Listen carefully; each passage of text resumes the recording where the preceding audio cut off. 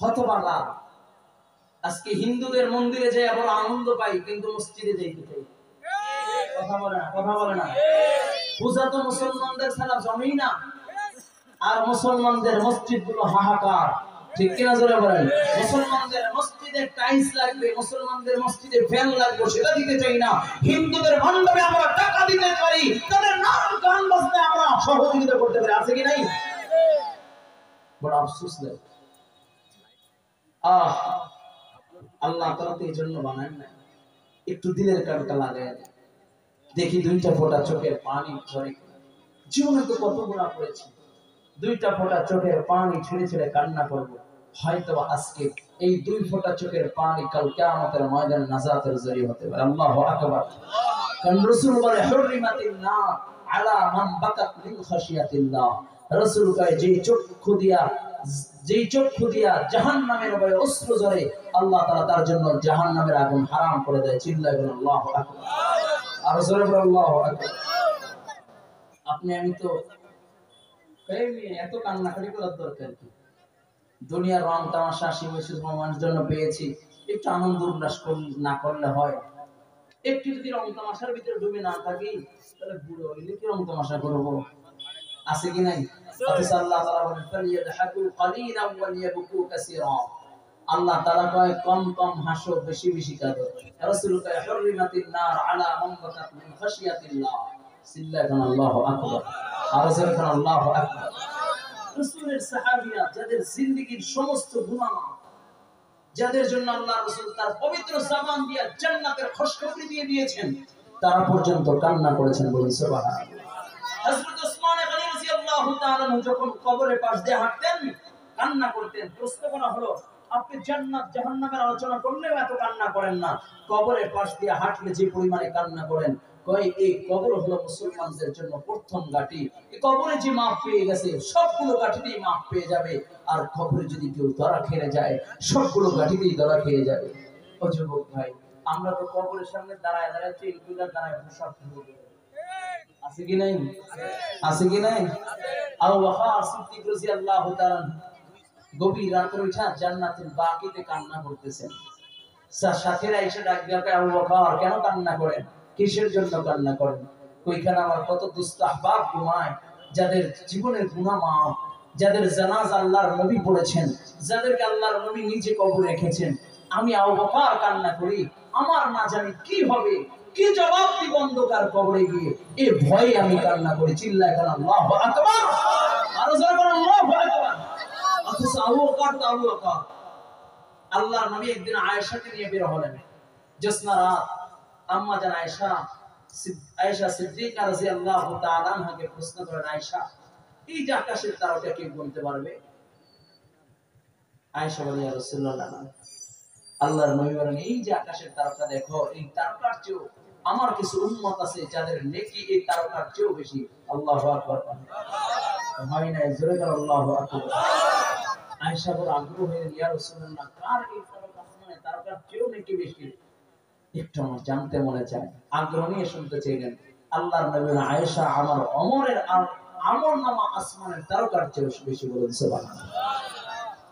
আম্মা জান আয়েশা সিদ্দিকা মাথাটা একটু নিচু করে দিয়ে চেহারাটা মলিন হয়ে গেছে।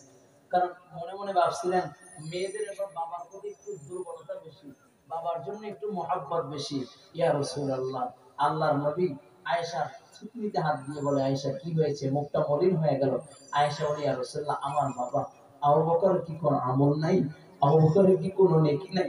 নবী আমার দুইটা চোখের পানি ছেড়ে দিলেন। নবী ডাক দিয়ে বলে, আয়েশা